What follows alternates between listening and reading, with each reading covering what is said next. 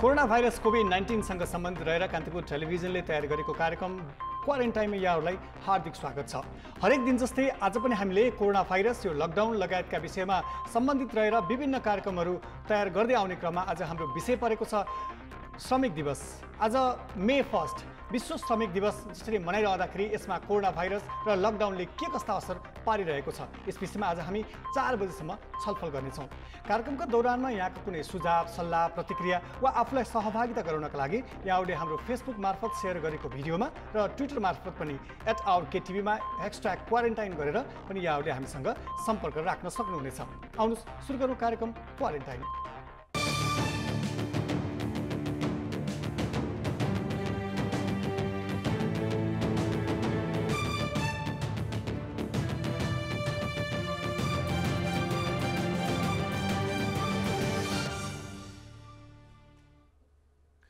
कान्तिपुर टेलिभिजनको विशेष प्रस्तुति कार्यक्रम क्वारेन्टाइन हेर्दै हुनुहुन्छ, जसमा हामी कोभिड-19 कोरोना भाइरससँग सम्बन्धित विभिन्न विषयहरू लिएर हरेक दिन तपाईँहरूको टेलिभिजन स्क्रिनमा आउने गर्दछौँ। आज हाम्रो कार्यक्रमको विषय रहेको छ आज अन्तर्राष्ट्रिय श्रमिक दिवसको अवसरमा नेपालमा रहेका नेपाली मजदुरहरू, श्रमिकहरू र साथसाथै जो प्रवासमा काम गर्नुहुन्छ उहाँहरूको विषयवस्तुलाई हामीले समेटेर कार्यक्रम तयार गरेका छौँ। साथी नवराज र म सुप्रत यहाँहरूको साथमा छौँ।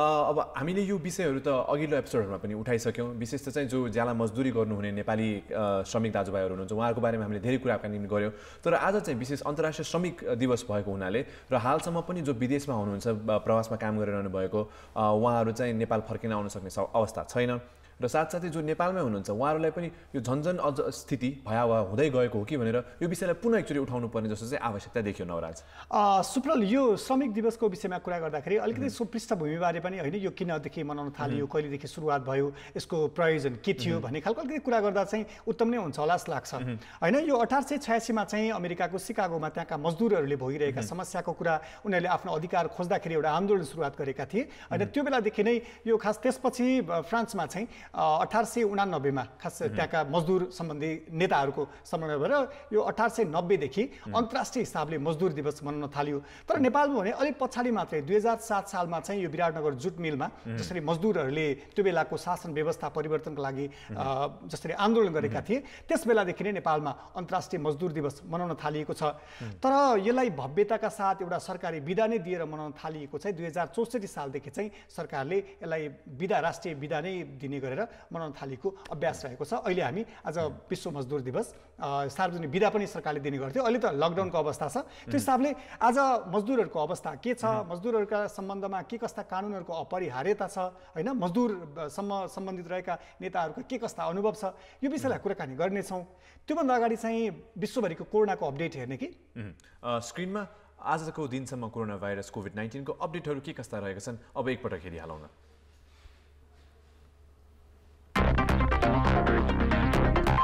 कोरोना भाइरसको हालसम्म 33,08,772 केसहरू देखिएका छन् भने जसमध्ये एक्टिभ केसेसहरू 20,31,646 छन्।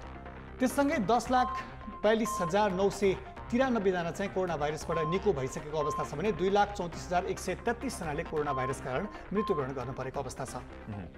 आज अब अन्तर्राष्ट्रिय श्रमिक दिवस पनि छ। अब विशेष त यो कोरोना भाइरसबाट पनि श्रमिकहरूलाई निकै समस्या परेको छ। विशेष त विदेशमा चाहिँ जो काममा जानुभएको छ प्रवासी नेपालीहरू उहाँहरूमा पनि कोरोना भाइरसको सङ्क्रमण देखिएको छ र साथसाथै यो कोरोना भाइरसको निम्ति आएको लकडाउनले गर्दाखेरि श्रमिक वर्गलाई चाहिँ ठुलो मार परेको छ। अब विशेष त अब नेपालकै यो कुरा गर्ने हो भने चाहिँ श्रम सर्वेक्षण अनुसार चाहिँ 70,86,000 चाहिँ श्रमिकहरू कार्यरत छन् नेपालमा विभिन्न क्षेत्रमा र नेपाल बाहिरको कुरा गर्ने हो भने चाहिँ आधिकारिक तथ्याङ्क अनुसार चाहिँ लगभग 45 लाखको हाराहारीमा चाहिँ नेपालीहरू चाहिँ वैदेशिक रोजगारीमा अवस्था छ। सुप्रल, हिजो कार्यक्रममा जसरी अर्थव्यवस्थामा कोरोना भाइरसका कारण मारमा पर्ने, त्यसको सङ्कट आइपर्ने वा त्यसका सम्भावनाहरूको कुरा गऱ्यौँ होइन, कोरोना र कोभिडसँग सम्बन्धित रहेर अर्थव्यवस्थामा परिवर्तन र यसको प्रत्यक्ष असर भने चाहिँ त्यही मजदुरलाई पर्छ होइन। ठुला उद्योगको कुरा, कतिपय अर्थव्यवस्थाहरू अर्थतन्त्रलाई धराशायी बन्दाखेरि प्रत्यक्ष मार पर्ने भने चाहिँ त्यही श्रमिक वर्गमा हो होइन। उनीहरूले छिटो मार पर्ने रोजीरोटीको गुमाउने कुरादेखि लिएर उनीहरूको दैनिक व्यवस्थापनकै र यहाँले अघि जुन श्रमिकहरूको अवस्था भन्नुभयो, नेपालमा फेरि दुई खालका श्रमिकहरू छन्। एउटा सङ्गठित क्षेत्रमा हुने मजदुरहरूका विषयमा विभिन्न तथ्याङ्कहरू हुन्छन्, विभिन्न कार्यक्रमहरू, विभिन्न त्यसका सम्बन्धित सरकारवाला सबै हुन्छ। तर अझ त्योभन्दा भयावह हुने चाहिँ असङ्गठित क्षेत्रमा कार्यरत रहेका मजदुरहरूको अवस्था चाहिँ यस्ता कारणले, यस्ता महामारी भनौँ, यस्ता विपत्तिले अझ छिटो र नराम्रोसँग प्रभावित पार्ने चाहिँ हामी देख्न सक्छौँ सुप्रल। विशेष त अब यो नेपालकै विषयमा कुरा गर्दाखेरि चाहिँ असङ्गठित क्षेत्र अर्थात् इन्फर्मल इकोनोमीमा जो आबद्ध हुनुहुन्छ उहाँहरूलाई त अब सरकारले हेर्दाखेरि पनि तथ्याङ्कमै उहाँहरू पर्नुहुन्न र साथसाथै विभिन्न ट्रेड युनियनहरूको नजरमा पनि उहाँहरूको क्षेत्रफलभित्र पनि उहाँहरू पर्नुहुन्न। तर उहाँहरूको कन्ट्रिब्युसन हाम्रो इकोनोमीमा त ठुलै नै होला। अब त्यो त तथ्याङ्कले के देखाउँछ होला त्यो त तथ्याङ्कै हेर्नु पर्यो। यही क्रममा चाहिँ अब आज हामीले यही विषयहरूमा केन्द्रित रहेर चाहिँ विशेष त चाहिँ अब श्रमिक दिवसको भएको हुनाले चाहिँ प्रवासमा रहनुभएका र साथसाथै नेपालमा रहनुभएका मजदुरहरूको अवस्थाबारे कुराकानी गर्दैछौँ। हाम्रा दर्शकहरूले पनि सधैँ जस्तो हाम्रो फेसबुक र ट्विटरमा चाहिँ फेसबुक पेज कान्तिपुर टिभी एचडीमा र साथसाथै ट्विटरमा चाहिँ आफ्ना अनुभवका साथसाथै आफूलाई लागेको कुराहरू पनि यहाँ राख्न सक्ने हुनुभयो। विशेष त आज हामी श्रमिक वर्गको कुरा गर्दैछौँ। यो अन्तर्राष्ट्रिय मजदुर श्रमिक दिवसको आजको अवसरमा चाहिँ हामी कुराकानी गर्दैछौँ। तर कार्यक्रमको विषयमा फर्किनुभन्दा अगाडि चाहिँ ट्रेन्डिङ टुडेमा एक्चुअली जाउन त प्रवेश गरौँ। ट्रेन्डिङ टुडेमा चाहिँ सोसियल मिडियामा के कस्ता कुराहरू ट्रेन्ड भइरहेका छन् हामी तपाईँहरूलाई देखाउने गर्दछौँ। हेरिहालौँ आजको ट्रेन्डिङ टुडेमा कस्ता कस्ता पोस्टहरू छन्। सुप्रल, आज चाहिँ रसियाका राष्ट्रपति लाई पनि कोरोना भाइरसको सङ्क्रमण देखिएको भनेर यो मिखेल मिस्टोन भनिन्छ नि, रसियन नाम उहाँको रसियाका प्रधानमन्त्रीलाई कोरोना भाइरसको सङ्क्रमण देखिएको, प्राइम मिनिस्टर रसियाका प्राइम मिनिस्टरलाई कोरोना भाइरसको सङ्क्रमित भएको समाचारहरूले निकै स्थान पाएका रहेछन्। बेलायतका प्रधानमन्त्रीलाई पनि कोरोना भाइरस कोभिड-19 को सङ्क्रमण पश्चात चाहिँ उहाँ पनि निको भएर चाहिँ पुनः कार्यस्थलमा फर्किसक्नु भएको छ। अर्को चाहिँ यो एउटा रमाइलो खबर भनेको चाहिँ रामायणको चाहिँ रिपिट टेलिकास्टहरू दूरदर्शन च्यानलमा हामी सानो हुँदाखेरि त हेऱ्यौँ रामायण। दूरदर्शनको रिपिट टेलिकास्टमा चाहिँ विश्वकै सबैभन्दा बढी हेरिएको एन्टरटेनमेन्ट प्रोग्राम भनेर चाहिँ यसले कीर्तिमान कायम गरेको छ।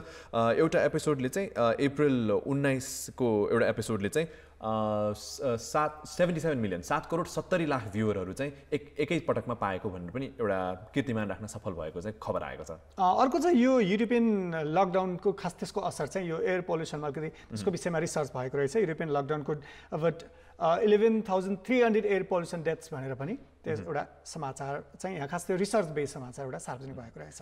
अनि अर्को कोरोना भाइरसकै अपडेटको कुरा गर्नु पर्दाखेरि चाहिँ निको भएर घर फर्किनेको सङ्ख्या चाहिँ 10 लाख नागेको छ। 1 मिलियनभन्दा बढी व्यक्तिहरू चाहिँ जो कोरोना भाइरसको सङ्क्रमणबाट ग्रसित हुनुहुन्थ्यो उहाँहरू चाहिँ निको भएर घर फर्किसक्नु भएको छ र त्यो सङ्ख्या चाहिँ 10 लाख नागेको चाहिँ एउटा खबर आएको छ। सुप्रल, अर्को चाहिँ हाम्रो मूल विषय नै आजको यो मजदुर श्रमिक दिवसको विषयमा रहेको हुनाले अमेरिकाका झन्डै 4 करोड बेरोजगारी बढ्न सक्ने भनेर चाहिँ एउटा तथ्याङ्क सार्वजनिक भएको यो एजेन्सी मार्फत कान्तिपुर दैनिकमा प्रकाशित भएको समाचार रहेछ। मजदुरको दिवस होइन, मजदुरको चाहिँ यो कोरोना भाइरस कारण चाहिँ करिब 4 करोड त्यहाँका रोजगार जो पाइरहेका छन् उनीहरूको रोजगार गुम्ने अवस्थामा पुगेको भनेर समाचारहरू आएका रहेछन्। नेपालको अवस्थाबारे पनि अब कि नेपालमा चाहिँ कतिको यस्तै पोसिबिलिटी छ अब मजदुरहरूको चाहिँ हकित श्रमिक वर्गको हकित चाहिँ अब सुरक्षा हुने हो कि होइन। विशेष त अब अमेरिकामा पनि यतिका धेरै मानिसहरूले रोजगारी गुमाउँदाखेरि चाहिँ नेपालमा के कस्तो अवस्था आउन सक्छ त्यसबारे आज हामी हाम्रा अतिथिहरूसँग कुराकानी गर्नेछौँ। पक्कै पनि यही क्रममा चाहिँ हाम्रो पहिलो अतिथि चाहिँ हामीसँग कनेक्टेड हुनुहुन्छ सुमन घिमिरे हुनुहुन्छ। उहाँ प्रवक्ता हुनुहुन्छ मिनिस्ट्री अफ लेबर इम्प्लोइमेन्ट र सोसल सिक्युरिटी। उहाँलाई कार्यक्रममा स्वागत गरौँ। सुमनजी कार्यक्रममा स्वागत छ। सुमनजी आवाज सुनिरहनु भएको छ?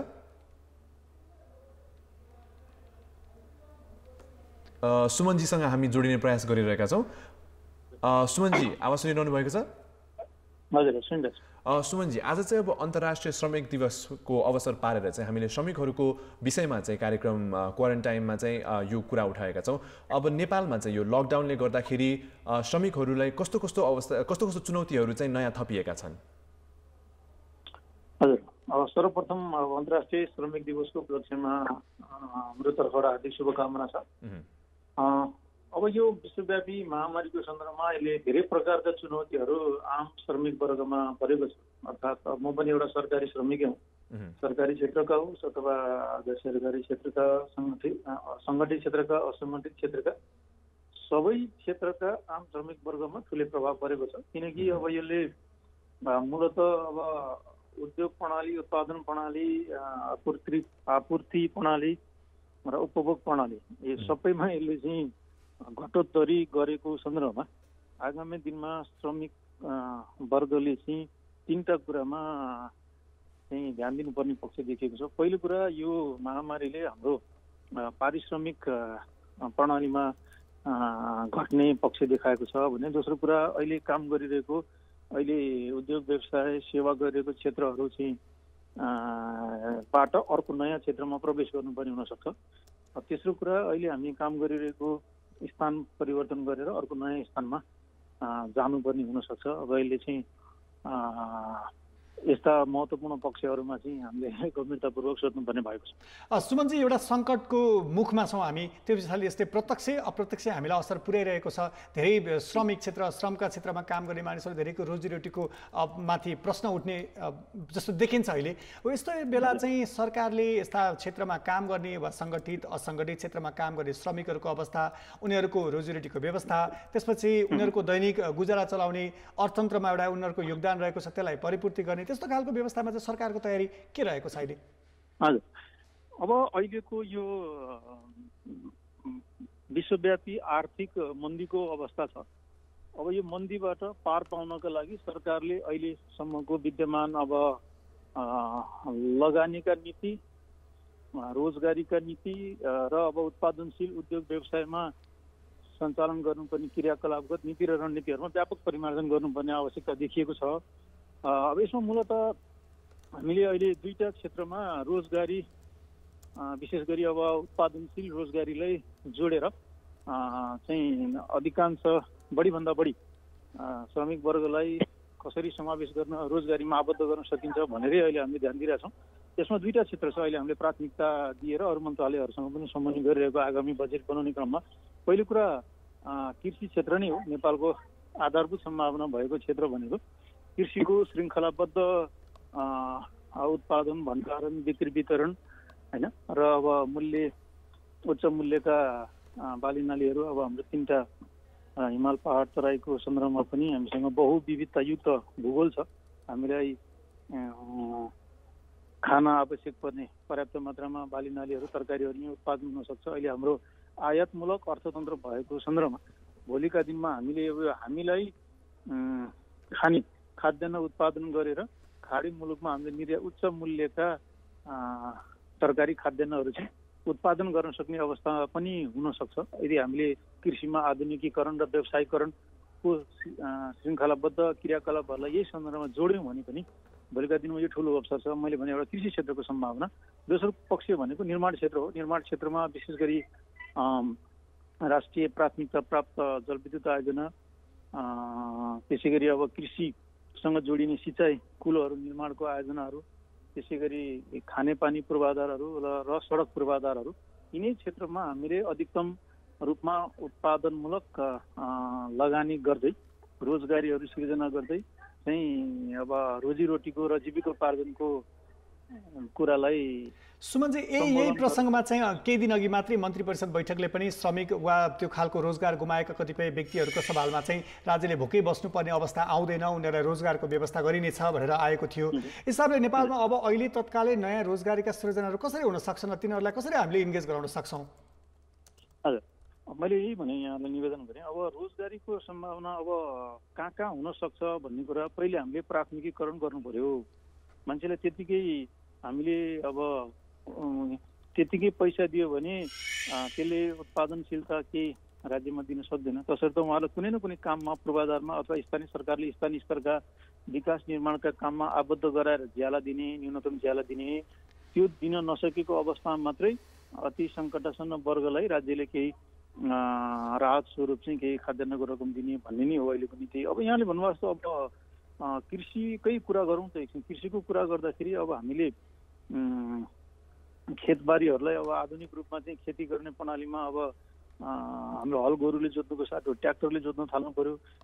भूमि ब्याङ्कहरू बनाएर चाहिँ अहिले अनुत्पादक रूपमा रहेका अथवा अनयुज प्रयोगविहीन अवस्थामा रहेका जग्गा जमिनमा बहुबालीहरू लगाउन थाल्नु पर्यो र बालीहरू लगाउँदाखेरि चाहिँ उच्च मूल्य दिने। चाहे हिजो हामीले 1 बिघा जग्गामा अब हामीले कति 30-40 उदाहरणका लागि 30-40 मन धान उब्जाउँथ्यो भने अब त्यसको 1.5-2 गुणा तरिकाले उब्जाउ धानहरू उत्पादन गर्ने अथवा त्यसमा बहुबालीहरू लगाउन सक्ने कुराहरू गर्न थाल्नु पर्यो। र त्यसलाई अब अहिलेसम्म हाम्रो अर्थतन्त्र अनौपचारिक अर्थतन्त्रकै अहिलेसम्म बोलबाला देखेको छ। म तपाईँलाई एउटा आँकडा भनौँ, अहिलेसम्म नेपालमा सिर्जना भएको रोजगारी मध्ये 15% औपचारिक तवरमा देखिन्छ भने 85% करिब 85% हाराहारीमा 80-85%को हाराहारीमा चाहिँ अनौपचारिक क्षेत्रमा रोजगारीहरू सिर्जना भएको देखिन्छ। अर्थात् अहिले कुनै कृषकले के अरे दुध उत्पादन गर्नुहुन्छ भने त्यसलाई हामीले सहरसम्म ल्याउने काममा अर्को व्यक्ति संलग्न हुनुहुन्छ। अर्थात् उहाँ कहीँ पनि दर्ता भएको हुनुहुन्न, तर उहाँले रोजगारी पाइरहनु भएको छ, राम्रै आम्दानी पनि कुनै तथ्याङ्कमा चाहिँ देखिनु हुँदैन। हजुर हजुर, मतलब सरकारी आँकडामा आउनु भएको छैन, औपचारिक संयन्त्रभित्र हुनुहुन्न होइन। हो, यसको प्रतिशत उच्च छ, त्यसमा हामी आत्तिनुपर्ने अवस्था छैन, धैर्यता गरौँ। अब यसै गरी अब तपाईँले भन्नुभएको अर्को पक्ष भनेको यसमा सरकारी लगानी मात्र पर्याप्त हुँदैन, उद्यमशीलतामा निजी क्षेत्रकै ठुलो भूमिका हुन्छ।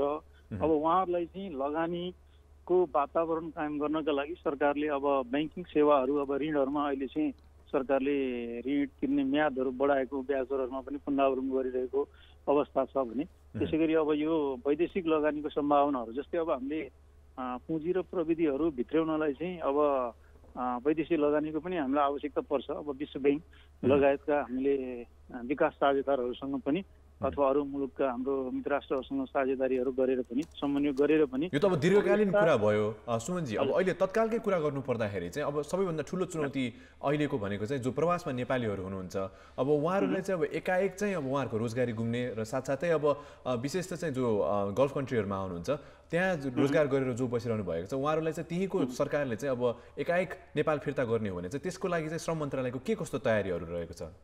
हजुर, अब पहिलो तयारी चाहिँ अब हाम्रो यो उहाँहरूको अब यो बन्दाबन्दी लकडाउन खोलिसकेपछि स्वास्थ्य सावधानीहरू अप्नाएर आउने प्रोटोकल अनुसार क्वारेन्टाइनमा बसेर तत्पश्चात सामान्य जीवनयापनमा फर्किने हो होइन। हामीले यसको लागि कार्ययोजना बनाएको छौँ। अब तथ्याङ्कहरू हाम्रो दूतावासले सङ्कलन गर्दै हुनुहुन्छ। अब विदेशमा बसेकाको पनि विभिन्न क्याटेगोरी छ, कोही 4 वर्ष बस्नु भएको छ, कोही 2 वर्ष 4 वर्ष वा सोभन्दा बेसी बस्नुभयो होला, कोही 2 वर्ष, कोही 1 वर्ष, कोही भर्खरै जानुभएको थियो। त्यसमा उहाँहरूलाई पनि वर्गीकरण गरेर व्रत प्रभावितलाई अथवा सङ्कटासन्न व्यक्तिहरूलाई चाहिँ यहाँ सरकारले अब विभिन्न काममा प्राथमिकता दिने होला। अब उहाँहरूले पुँजी ल्याउनुहुन्छ, केही अनुभव ल्याउनुहुन्छ, केही सिप सिकेर आउनुहुन्छ, त्यसर्थ उहाँले अरूले भन्दा अलि उद्यमशील ढङ्गले रोजगारी गर्ने स्वरोजगारका कुराहरूलाई चाहिँ उहाँले अलिक अगाडि बढाउनु होला भन्ने हाम्रो अपेक्षा छ।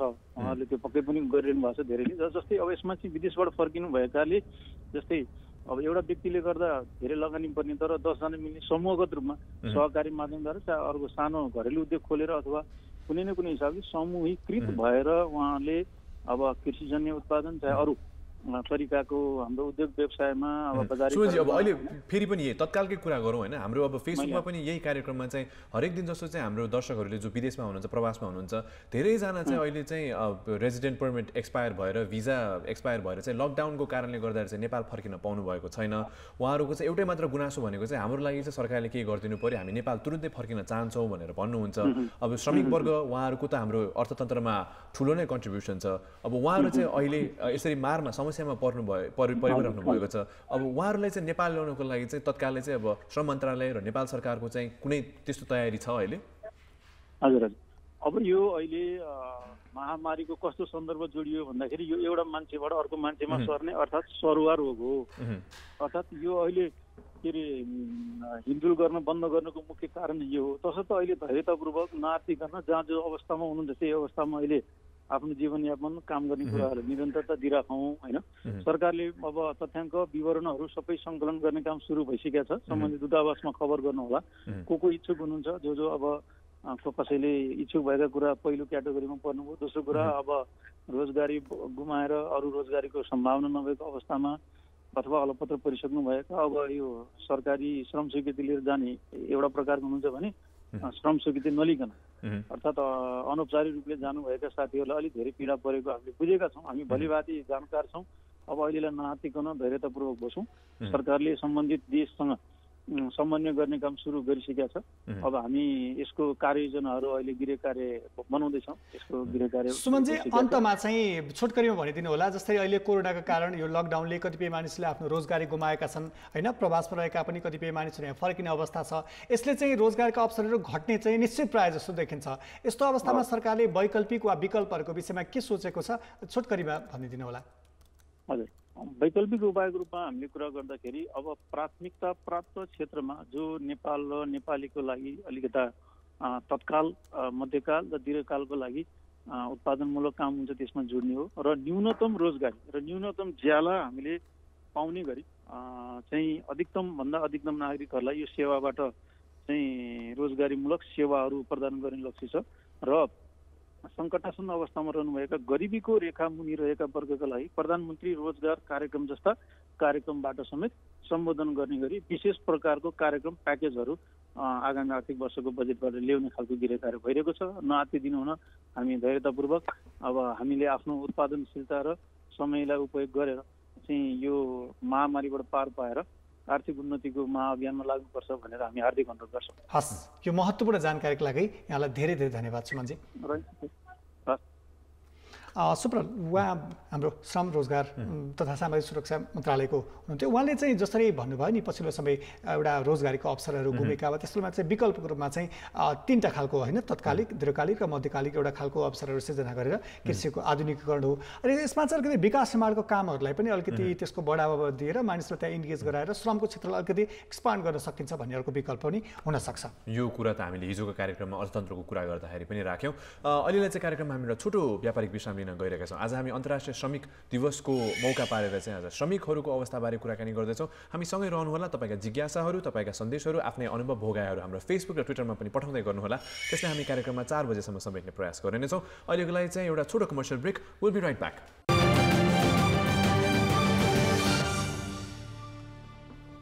पुनः स्वागत छ। यहाँहरू हेर्दै हुनुहुन्छ कार्यक्रम क्वारेन्टाइन र आज हामी उठाइरहेका छौँ लकडाउन र कोरोना भाइरस कारण श्रम क्षेत्रमा परेको प्रभाव र श्रमिकको अवस्थाको विषयमा।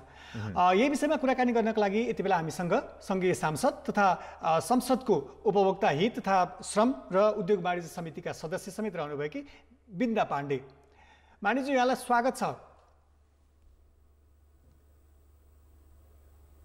सुनिरहनु भएको छ हामीलाई?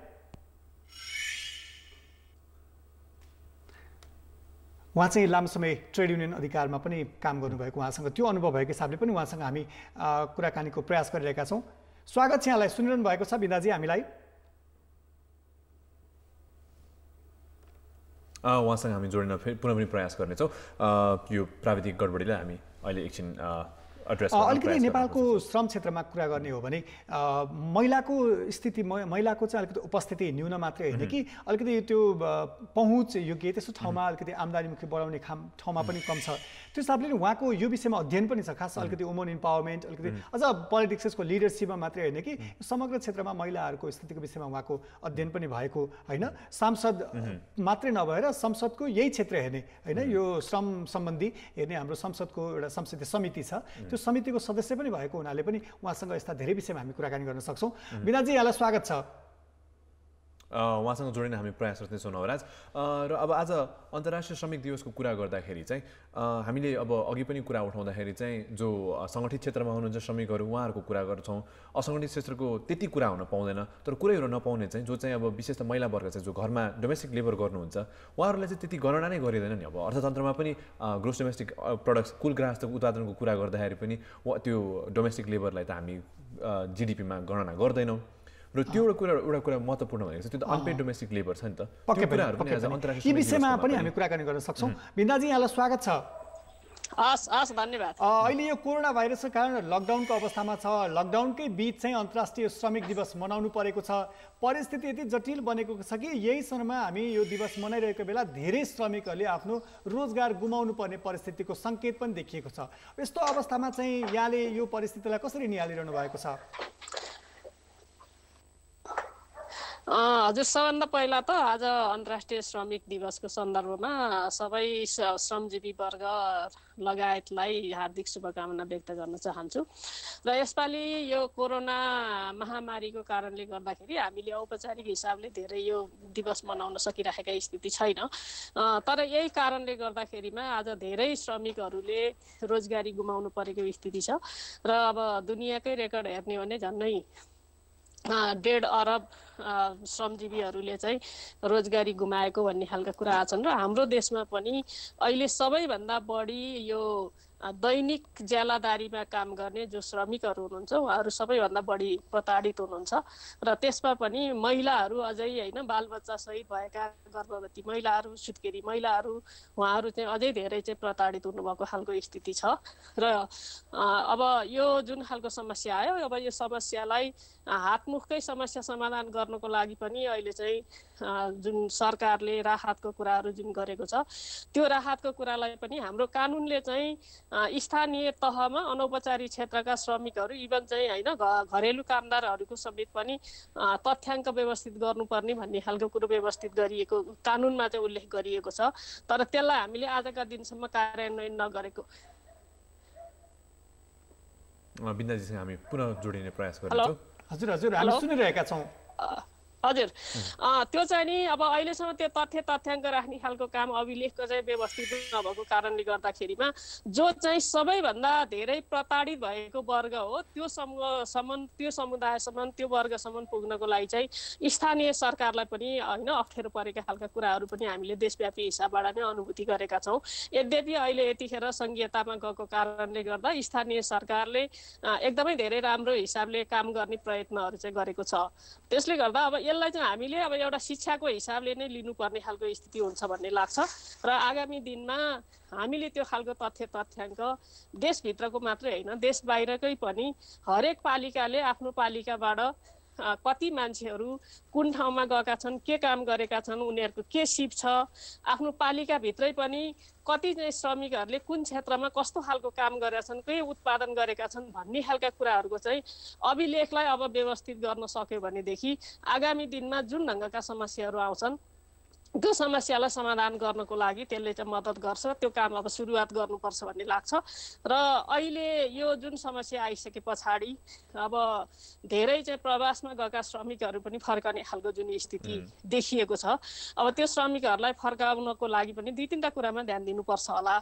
पहिलो कुरो भनेको आउनुभन्दा पहिला नै को कहाँबाट कति श्रमिक साथीहरू फर्कदै हुनुहुन्छ भन्ने खालको कुरो आउनुभन्दा पहिला नै हामीसँग रेकर्ड भयो भने फर्केर आइसके पछाडि पनि उहाँहरूलाई क्वारेन्टिनमा राख्ने पनि र अनि त्यस पछाडि उहाँहरूले सिकेर आएको सिप के हो, उहाँले त्यहाँ गरेको काम के हो भन्ने खालको कुराको पनि रेकर्ड भयो भने त्यही हिसाबबाट आफ्नो ठाउँमा चाहिँ के काममा उहाँहरूलाई लगाउन सकिन्छ भन्ने हिसाबको नि योजना बनाउनु पर्ने आवश्यकता छ। र मूलत भनेको अब चाहिँ हामीले कि एउटा चाहिँ ठुला परियोजनाहरूमा हाम्रा श्रम शक्तिलाई लगाउनु पर्ने। बिन्दाजी अब यही क्रममा चाहिँ हामीलाई भर्खरै हाम्रो सामाजिक सञ्जालमा चाहिँ हाम्रो एकजना दर्शकले चाहिँ एउटा कमेन्ट गर्नुभएको छ, कुनै पनि देशको आर्थिक मेरुदण्ड नै श्रमिक हुन्। तपाईँले जुन कुरा उठाउनु भयो त्यही विषयमा केन्द्रित रहेर नेपालको परिप्रेक्ष्यमा त झन् वैदेशिक रोजगारीमा गएका श्रमिकको रेमिटेन्सबाट नै देशको अर्थतन्त्र चलेको छ भन्दा अत्युक्ति नहोला। तर यो महामारीको कारण कतिको रोजगारी गुम्ने हो, अहिले अड्कलबाजी गर्न कठिन छ। तर साना साना उद्योग नै भए पनि सुचारू गर्ने र कृषिजन्य उद्योग र व्यवसायमा प्राथमिकता दिई रोजगार सृजना गर्न सकिन्छ। यसबारे चाहिँ सरकारले अलिकति सम्बोधन गर्न जरुरी देखियो भनेर चाहिँ निरञ्जन अर्यालजीले लेख्नुहुन्छ। अब जुन हामीले कुरा गरिरहेका छौँ जो प्रवासमा नेपालीहरू हुनुहुन्छ उहाँहरू अब नेपाल फर्किन पर्ने बाध्यता आउन सक्ने जुन स्थिति छ उहाँहरूलाई चाहिँ कस्ता कस्ता क्षेत्रमा चाहिँ हामीले इन्गेज गराउन सक्छौँ तुरुन्तै नै तत्कालमा नै? होइन यसमा खास गरेर बाहिर गएका साथीहरू दुई तीनवटा क्षेत्रमा धेरै लागेको चाहिँ हामी पाउँछौँ होइन। एउटा चाहिँ नि धेरै साथीहरू बाहिर गएर पनि कृषि क्षेत्रमा नै उहाँहरू संलग्न हुनुभएको छ र त्यसले गर्दा आधुनिक हिसाबबाट कसरी चाहिँ कृषि क्षेत्रमा काम गर्ने भन्ने सिप र त्यो ज्ञान उहाँहरूले प्राप्त गर्नुभएको छ। अर्को चाहिँ निर्माण क्षेत्रमा धेरै साथीहरू लाग्नु भएको छ। त्यसले गर्दा हामी कहाँ पनि हेलो सुनिरहेछु बिनाजी भन्नुस्। हामी कहाँ पनि अब त्यो खालको चाहिँ अब होइन ठुला प्रोजेक्टहरू पनि छन्। त्यो निर्माण क्षेत्रमा चाहिँ अलिकति त्यसलाई होइन आधुनिक एउटा प्रविधिसहित कसरी लैजाने भन्ने हिसाबले काम गर्दाखेरि उहाँहरू चाहिँ नि एउटा सिप आर्जन गरेर आइसक्नु भएको खालको स्थिति छ। र अर्को चाहिँ नि अब औद्योगिक क्षेत्रमा पनि उहाँहरू काम गर्नुभएको छ। त्यसले गर्दा मूलत भनेको हाम्रो चाहिँ अब जुन बाँझो रहे बारी बाँझो राखेर हामी विदेशमा जाने खालको जुन स्थिति थियो अब फर्केर आएर ती बाँझो बारीहरू बाँझा खेतहरूलाई फेरि पनि खन्ने र अहिले जुन कृषि क्षेत्रमा चाहिँ यो कोरोना महामारीको बेलामा पनि देखिएको एउटा समस्या चाहिँ के हो भन्दाखेरि हामीले कृषि उत्पादनका कुरालाई पनि एउटा कुरामा मात्रै भर पर्ने खालको र त्यसको चाहिँ एउटा ठाउँमा समस्या आयो भने त्यसको वैकल्पिक उपाय के हुन्छ त अर्को क्षेत्रमा पनि कसरी काम गर्न सक्छौँ भन्ने खालका कुराहरू चाहिँ नि हामीले त्यो व्यवस्था गरेनछौँ। त्यसले गर्दाखेरि त्यसको चाहिँ साना चाहिँ नि उद्योगहरूलाई चाहिँ एउटा वैकल्पिक हिसाबले पनि हामीले चाहिँ व्यवस्था गरेर जानुपर्ने खालको कुरा हुन्छ। जस्तो एक्जाम्पलकै लागि भन्ने हो भने अहिले हाम्रो चाहिँ थुप्रै ठाउँमा चाहिँ नि तरकारीहरू ढुवानी गर्न नसकेको कारणले गर्दाखेरिमा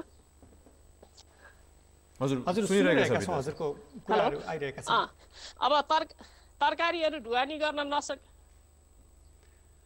बिनाजी यो सँगै यहाँसँग जसरी यहाँ सांसद पनि हुनुहुन्छ होइन, संसदको उद्योग वाणिज्य तथा श्रम र उपभोक्ता हित संरक्षण समितिको सदस्य पनि हुनुहुन्छ, यही प्रसङ्गमा चाहिँ तपाईँ हाम्रो यो कुराकानी सुनिरहेर एकजना सामाजिक सञ्जाल मार्फत मेघ लामाले एउटा प्रश्न सोध्नु भएको छ, यो पनि यहाँलाई अलिकति सुनाउन चाहन्छौँ। हामी काम गर्नेहरूलाई यो श्रमिक दिवसले कहिल्यै छुँदैन, यस्तो दिन त काम नगरी हाम्रा नाममा राजनीति गर्नेहरूको लागि मात्र हो, लकडाउनले काम नपाएर घरमा चुलो नबलेको आज 23औं दिन भयो, चिउरा र दालमुट खाएर बसिरहेछौँ, खै त हामीलाई श्रमिक दिवस भनेर सामाजिक सञ्जाल मार्फत फेसबुकबाट चाहिँ मेघ लामाले हामीलाई प्रश्न सोध्नु भएको छ। हो त्यो वर्गको सम्बोधनका लागि चाहिँ यहाँहरूले उहाँहरूलाई कसरी सम्बोधन गर्नुहुन्छ? होइन, त्यही त मैले अघि सुरुमा पनि जुन कुरो भनेको थिएँ नि, अब यो चाहिँ हामीले अहिलेसम्म जुन तथ्याङ्क नराखेको कारणले गर्दाखेरिमा चाहिँ हामीले उहाँहरूलाई जसरी सम्बोधन गर्नु पर्थ्यो त्यो हिसाबबाट सम्बोधन गर्न नसकेको खालको स्थिति देखा परेको छ। त्यसले गर्दाखेरि अहिलेको स्थितिमा चाहिँ हामीले हिजो जे कुरो कानुन बनायौँ त्यसलाई कार्यान्वयन गर्ने कुरामा चाहिँ अब हामीले होइन केन्द्रदेखि स्थानीय तहसम्म नै हजुर हामी सुनिरहेका छौँ। हजुर, अनि त्यो कामलाई चाहिँ हामीले अब स्थानीय तहसम्म नै त्यसलाई चाहिँ कार्यान्वयनमा लैजाने एउटा कुरा हो। र अर्को चाहिँ नि अहिले जस्तो अब विदेशबाटै फर्केकै साथीहरूलाई पनि त्यसपछि कृषि क्षेत्रका उद्यमशीलतालाई पनि कसरी व्यवस्थित गर्ने भनेर अहिले श्रमका मन्त्रालयले पनि त्यसमा अलिअलि गृह कार्य गरिरहेको छ र हामीले संसदीय समितिबाट पनि उहाँहरूलाई चाहिँ बोलाएर उहाँहरूले के गर्दै हुनुहुन्छ र त्यसमा चाहिँ हाम्रा इनपुटहरू के हुन सक्छन्, हाम्रा सुझावहरू के हुन सक्छन्, त्यो कुरालाई पनि छलफल गर्नुपर्छ भनेर हामीले छलफल गरिरहेछौँ। सम्भवतः अब आउने हप्ता पर्सि आइतबारै पनि हाम्रो चाहिँ नि बैठक छ, त्यो बैठकबाट पनि यो विषयमा चाहिँ हामी छलफल गर्छौँ। र अहिले जे कुरा चाहिँ हाम्रा श्रमिक साथीहरूले भोग्न परेको छ, भोलिका दिनमा यो खालका समस्या आउँदाखेरिमा त्यो समस्याबाट उहाँहरूलाई कसरी अलि बढी चाहिँ मुक्त गर्न सकिन्छ भन्ने हिसाबले चाहिँ यसलाई पनि हामीले शिक्षाको रूपमा लिएर अगाडि बढ्नुपर्छ भन्नेमा हामी सोचिराखेको छौँ। अब बिन्दाजी यही क्रममा चाहिँ अब यस्तो वर्ग पनि अहिले नेपालमा हुनुहुन्छ जो चाहिँ अब विदेश जान तयारी गरिराख्नु भएको थियो तर जान पाउनु भएन। हामीलाई हाम्रो सामाजिक सञ्जालमा पनि केही प्रतिनिधि पात्रहरूले चाहिँ उहाँहरूको सन्देशहरू पठाउनु भएको छ। अब जो वर्ग चाहिँ विदेश जान तयार भइसकेको थियो, अब त यो विश्वव्यापी रूपमा यो आर्थिक मन्दी नै आउने समयमा चाहिँ उहाँहरूलाई त अब तुरुन्तै नै विदेश जाने वातावरण त मिल्दैन। अब उहाँहरूको लागि चाहिँ अब तपाईँको कुनै विशेष सन्देश छन् जो वर्ग चाहिँ विदेश जान तयार भइसकेको थियो? होइन, यो अहिले किन भन्दा यो अहिलेको यो जुन खालको समस्या आएको छ यो विश्वव्यापी समस्या हो र अहिले चाहिँ नि दुनियाँभर मैले अघि सुरुमा पनि भने झन्डै चाहिँ 1.5 अरब श्रमिकहरूले आफ्नो चाहिँ रोजगारी गुमाएको खालको स्थिति छ। त्यसले गर्दाखेरि प्रवासमा जाने भन्दा पनि अहिले हामीले चाहिँ प्रवासमा गएर आएको साथीहरू सँगै पनि मिलेर बरु उहाँहरूले त्यहाँ चाहिँ होइन आर्जन गर्नुभएको जुन खालको सिप छ, जुन खालको अनुभव छ, त्यो अनुभव र सिपलाई पनि हामी जो जान तयार भएका साथीहरूले बरु चाहिँ यहीँ चाहिँ एउटा त्यसलाई चाहिँ समायोजन गर्ने र हामीले आफ्नो क्षेत्रमा भएका कुरा स्थानीय तहमै भएका चाहिँ हाम्रा साधन र स्रोतहरूलाई नै पनि उपयोग गर्ने हिसाबले के गर्न सक्छौँ भन्ने हिसाबले चाहिँ बरु हामीले अब सोच्नुपर्छ होला। त्यो भयो भने चाहिँ दीर्घकालीन हिसाबले पनि हामीले हाम्रो जुन खालको एउटा चाहिँ मानवीय हिसाबबाट एउटा जुन खालको पारिवारिक सुखका कुराहरू छन् त्यो भनेको अहिले चाहिँ विदेश जाँदाखेरिमा परिवारको सुख खोज्न जाँदाखेरिमा चाहिँ खुसी लुटिराखेको जुन खालको स्थिति छ, हामीले बरु अलिकति थोरै चाहिँ दुःख नै गरौँ तर त्यो खुसीलाई चाहिँ साथमा राखौँ भन्ने हिसाबबाट विदेश जाने पहिलो प्राथमिकता होइन कि देशभित्र नै काम गर्ने कुरोलाई चाहिँ पहिलो प्राथमिकतामा राखेर सम्भावनाहरू के हुन सक्छ भन्ने कुरामा चाहिँ बरु यसलाई हामीले स्थानीय तहका साधन स्रोतमै आधारित भएर पनि अलिकति बढी छलफल गर्ने र होइन आफ्नै देशलाई पहिलो प्राथमिकता भन्ने हिसाबले छलफल गर्न थाल्यौँ भनेदेखि उपायहरू निस्कन सक्छ। कुराकानी गरिरहँदाखेरि चाहिँ अहिलेको परिदृश्य कस्तो छ भने जो मान्छे श्रमका क्षेत्रमा दिन रात नभनी काम गरिरहेको छ उनीहरूको जीवनस्तर चाहिँ त्यति धेरै उच्च स्तरको जीवनस्तर पनि नहुने, समाजमा सम्मान पनि नहुने, बरु उनीहरूलाई कजाउने खालको त्यस्ता खालका मानिसहरूको ठाट देखिन्छ समाजमा। हो त्यो श्रमका क्षेत्रमा संलग्न व्यक्तिहरूको समाजमा उच्च सम्मान हुने, उनीहरूको जीवनयापन पनि त्यो तहको हिसाबले अगाडि वृद्धि विकास हुने त्यस्तो अवसर चाहिँ कहिले आउला?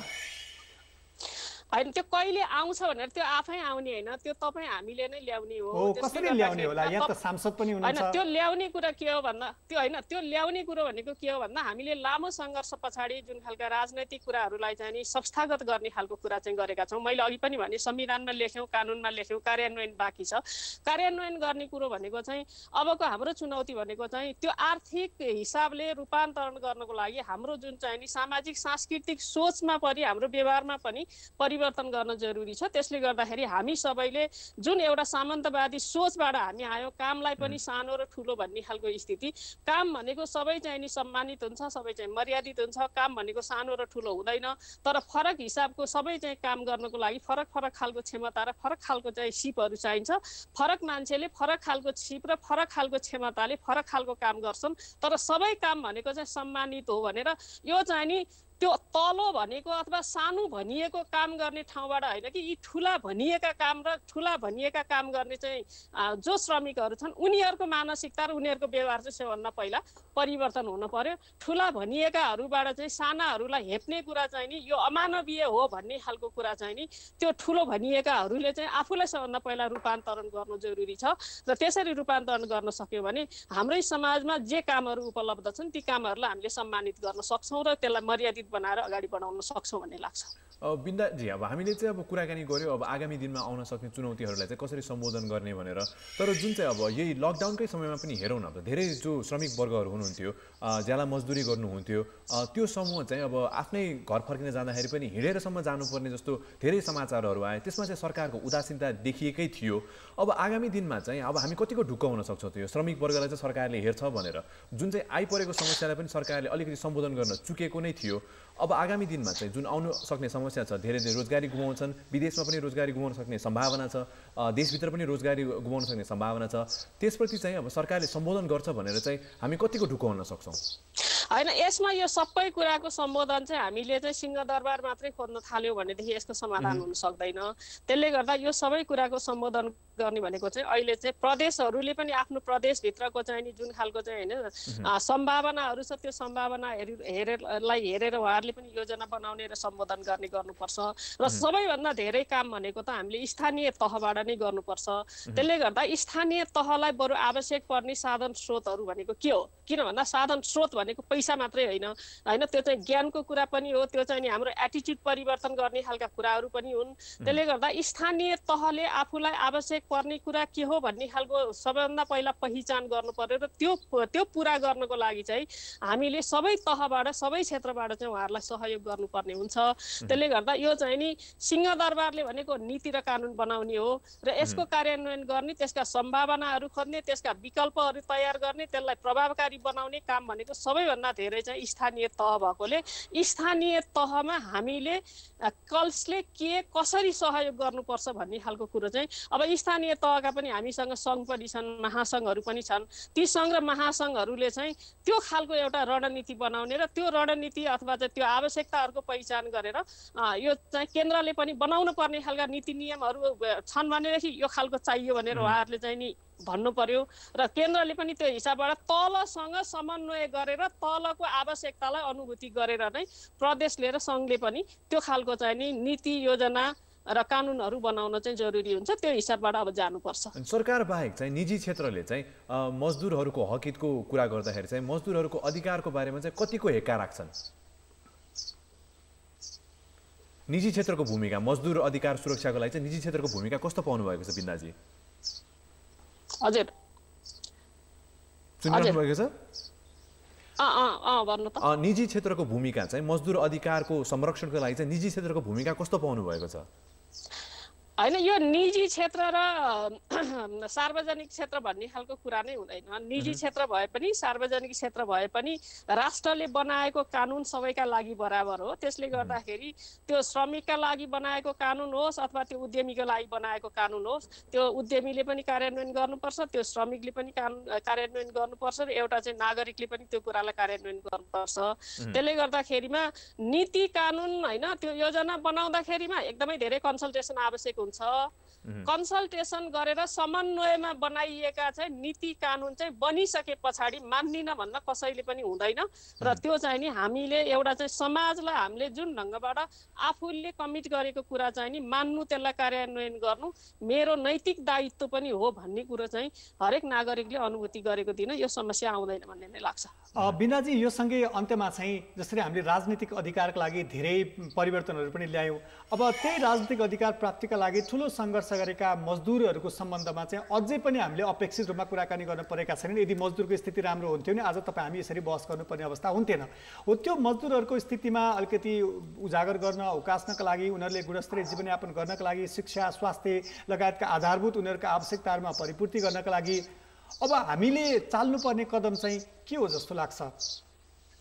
यसमा चाहिँ सबैभन्दा पहिलो कुरो हरेक श्रम गर्ने व्यक्तिलाई चाहिँ श्रमिक हो भनेर हामीले पहिचान गर्नु पर्यो। त्यो घरभित्र काम गर्ने होस् अथवा घर बाहिर काम गर्ने होस्, औपचारिक क्षेत्र होस् अथवा अनौपचारिक क्षेत्र होस्, सङ्गठित क्षेत्र होस् अथवा असङ्गठित क्षेत्र होस्, काम गरी खाने मान्छे त्यो चाहिँ नि श्रमिक हो भन्ने हिसाबबाट हामीले चाहिँ सबभन्दा पहिला चाहिँ नि हाम्रो दिमागलाई होइन, हाम्रो सोच्ने तरिकालाई त्यसरी चाहिँ परिवर्तन गर्न जरुरी छ। किन भन्दा हाम्रो चाहिँ नि संविधानले घरभित्र गरिने अवैतनिक सेवामूलक काम पनि काम हो भन्ने हिसाबले संविधानले चाहिँ नि अनुभूति गरिसकेको खालको स्थिति छ। तर हामीले बाहिर चाहिँ रोजगारी भन्दाखेरिमा पनि सङ्गठित क्षेत्रकोलाई मात्रै भन्ने, श्रमिक भन्दाखेरिमा पनि त्यो सङ्गठित क्षेत्रमा काम गर्नेलाई मात्रै चाहिँ धेरै गर्ने, अनि त्यसपछि यो चाहिँ दैनिक ज्यालादारी हिसाबले अथवा चाहिँ अनौपचारिक क्षेत्रमा काम गर्ने श्रमिकहरूको बारेमा चाहिँ नि अब त्यहाँ पनि कोही न कोही चाहिँ नि के अरे इम्प्लोयर त हुन्छ नि त, रोजगारदाता।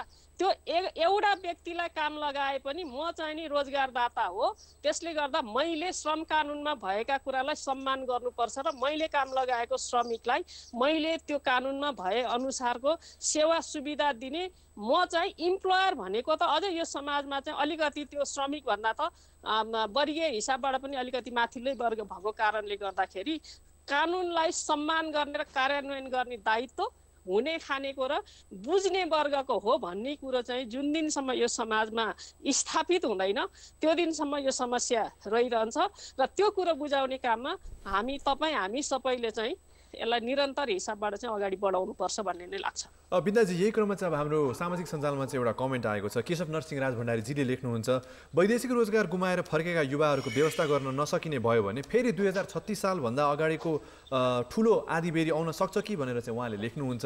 अब यसरी अब रोजगार गुमाएर युवाहरू धेरै सङ्ख्यामा नेपाल फर्किनुपर्ने अवस्था आयो, वा भनौँ जो युवा चाहिँ विदेश जान तम्तयार भएर बसिसकेको थियो, जान नपायो भने चाहिँ कस्ता सामाजिक समस्याहरू आउन उत्पन्न हुन सक्छ कि सक्दैन? त्यो आँधीबेहरी आउन सक्छ कि भनेर जसले भन्दै हुनुहुन्छ उहाँलाई पनि विकल्प के गर्न सकिन्छ भन्ने खालको विकल्प हामी सबैले पनि सोचौँ र त्यस पछाडि अब त्यो खालको सम्भावना आउन सक्छ है भन्ने खालको चाहिँ।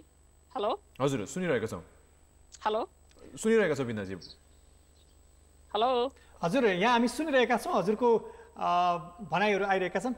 यसमा अलिकति अन्त्य गर्दै महिलाहरूको उपस्थिति अलिकति सम्मानित यो श्रमका क्षेत्रमा पनि अलिकति आम्दानीका हिसाबले अलि उच्च तहको वा सम्मानित हिसाबले महिलाहरूको सहभागिता बढाउन के गर्न सकिन्छ? होइन, महिलाहरूको श्रममा महिलाहरूलाई अलिकति उच्च तहमा लैजानुको लागि चाहिँ हाम्रो चाहिँ कस्तो छ भन्दाखेरि कृषि क्षेत्रमा काम गर्ने जति चाहिँ सबै महिला हुन्छन्। अनि कृषि क्षेत्रमा प्राविधिक किसिमको चाहिँ तालिम लिन पर्यो भने चाहिँ तालिम दिने चाहिँ फेरि हामीले पुरुषहरूलाई तालिम दिने खालको कुरा गर्छौँ। त्यसले गर्दाखेरि जुन ठाउँमा जसले काम गर्ने हो त्यो ठाउँमा टेक्निकल्ली जुन लिने तालिम पनि त्यही समुदायलाई दिने खालको हिसाबले जाने हो भनेदेखि हामीले महिलाहरूको त्यो खालको उद्यमशीलता, त्यो खालको सिप चाहिँ नि बढाउन सक्ने खालको कुरा हुन्छ। त्यसले गर्दाखेरिमा हामीले एउटा चाहिँ नि हरेक ठाउँमा हेलो हजुर महिलाहरूको दक्षता पनि बढाउनु पर्छ भन्ने खालको कुरा। हस्, यो महत्त्वपूर्ण जानकारीका लागि र यो समयको लागि यहाँलाई धेरै धेरै धन्यवाद दिन चाहन्छौँ। धन्यवाद। सुप्रल, उहाँसँगै सांसद साथसाथै संसदको यो उद्योग वाणिज्य तथा उपभोक्ता हित र श्रम समितिको सदस्य पनि हुनुहुन्थ्यो। र सँगसँगै जसरी हामीले पछिल्लो समय देखेका छौँ नि, विभिन्न आयामहरू विभिन्न समस्याहरू चाहिँ पहिलो गएर त्यही श्रमिकहरू ठोकिन्छ। श्रमिक चाहिँ देशको, हामीले अघि पनि उल्लेख गऱ्यौँ होइन, देशको आर्थिक मेरुदण्डको रूपमा लिने श्रमिकको चाहिँ जहिले पनि स्थिति तल, जहिले पनि उनीहरू चाहिँ पहुँचयोग्य ठाउँमा नपुग्ने यस्तो अवस्थाले अहिले गुज्रिएको अवस्था चाहिँ देख्यौँ। अब अघि मैले बिन्दाजीसँग कुरा गर्दाखेरि पनि एउटा प्रसङ्ग उठाएको थिएँ, जो चाहिँ श्रमिक वर्ग चाहिँ जो चाहिँ विदेश जान तयार हुनुहुन्थ्यो, उहाँहरूलाई चाहिँ अब कसरी व्यवस्था गर्ने भनेर यही क्रममा चाहिँ एकजना प्रतिनिधि पात्रले चाहिँ हाम्रो सोसियल मिडियामा लेख्नु भएको रहेछ। अनिश छेत्रीजीले हामीलाई एउटा लामो कमेन्ट गर्नुभएको छ, फेसबुकमा लेख्नुहुन्छ, दक्षिण कोरिया कामदारको रूपमा जान EPS भाषा पास गरी बसेका 3000 भन्दा बढी विद्यार्थी कोही श्रम सम्झौता आएर पनि श्रम सम्झौतामा हस्ताक्षर गरी रोजगारीका लागि जाने थप प्रक्रिया अघि बढाउन सकिरहेका छैनन्। कोही सम्पूर्ण कागजी प्रक्रिया पूरा गरेर अन्तिम उडान कोरेर बसेका झन्डै 1200 विद्यार्थी पनि अलपत्र छन्। अन्तिम उडान कोरेर बसेकाहरूको दक्षिण कोरियाले लिएको 3 महिनाको भिसा अवधि समेत सकिने क्रममा छ। श्रम सम्झौता आएकाहरूले बाँकी प्रक्रिया अघि बढाउन नपाएर अन्तिम उडान कोरेर बसेका विद्यार्थी भिसा अवधिभित्र जान नपाए सबैको रोजगारी घुम्ने अवस्था छ। यो समस्याको मूल कारण भनेको सरकारले बिना तयारी गरेको लकडाउन हो। अझै केही समय छ, अझै पनि कुनै विकल्प निकालेन भने हजारौँ युवाहरूको रोजगारी घुम्नेछ। बेलैमा श्रम मन्त्रालय, EPS शाखा ग्वारको परराष्ट्र मन्त्रालय सहजीकरण गरी प्रक्रिया अघि बढाइदिए हजारौँ युवाहरूको रोजगारी घुम्ने थिएन। हाम्रो कार्यक्रम मार्फत चाहिँ ध्यान आकर्षण गराइदिनु भनेर चाहिँ अनित क्षेत्रजीले चाहिँ लेख्नु भएको थियो। यसका अलावा विभिन्न व्यक्तिहरूले यसरी कमेन्ट गर्ने क्रम जारी नै छ। यसमा गोविन्द विक्रम साईको अर्को ट्विट पनि रहेको छ। उहाँले लेख्नु भएको छ, श्रमिक दिवसका अवसरमा वैदेशिक रोजगारबाट काम गुमाएकोलाई पनि उनीहरूको सिप अनुसारको नेपाल सरकारले व्यवस्था गर्नुपर्छ, त्यो म्यानेज गर्नुपर्छ भन्ने उहाँको छ। रोजगारको सुरक्षा गर्ने हो भने लोनको व्यवस्था पनि भयो भने उनीहरूको सिप अनुसारको प्रोजेक्टहरूमा काम पाउन सजिलो हुन्छ। यसमा चाहिँ नेपाल सरकारले एकदम ध्यान पुर्याउनु पर्नेछ भनेर उहाँले आफ्नो कुरा राख्नु भएको थियो। यसमा चाहिँ अलिकति उनीहरूको लागि चाहिँ विदेशबाट फर्किनेहरूको लागि व्यवस्थापन पनि चाहियो र उनीहरूले अलिकति केही काम गर्न, इनोभेटिभ काम गर्न खोज्छन् भने उनीहरूको लागि ब्याङ्कबाट ऋणको कुरा होला, अलिकति सहजीकरणको रूपमा चाहिँ सरकारले भूमिका खेलिदिनु पर्यो भन्ने चाहिँ विषयहरू उहाँले राख्नु भएको थियो। अब लकडाउनको 1 महिना नागिसक्दाखेरि चाहिँ यी कुराहरूको व्यवस्थापनमा पनि सरकारको ध्यान जानुपर्छ भनेर चाहिँ हाम्रा दर्शकहरूले चाहिँ आउनु भएको कुरा। तपाईहरुका कमेन्टहरू, तपाईहरुका ट्विटहरू हामीलाई पठाउँदै गर्नुहोला। कान्तिपुर टिभी एचडीमा यही कार्यक्रमको लाइभ भिडियोमा तपाईले आफ्नो जिज्ञासा, अनुभवहरू कमेन्ट गर्न सक्नुहुन्छ। ट्विटरमा @ourktv मा हामीले एउटा ट्विट राखेका छौँ, त्यसमा तपाईका रिप्लाईहरू तपाईले ट्विट गर्न सक्नुहुन्छ। त्यसलाई हामी करिब 4 बजेसम्म हामीसँग अझै आधी घण्टाको समय छ, समेट्ने प्रयास गर्नेछौँ। अहिलेलाई भने चाहिँ कार्यक्रममा एउटा छोटो व्यापारिक विश्राम हामी लिन गइरहेका छौँ। हामी पुनः तपाईहरुको टेलिभिजन स्क्रिनमा ब्रेकपछि फर्किनेछौँ। हामी सँगै रहनुहोला।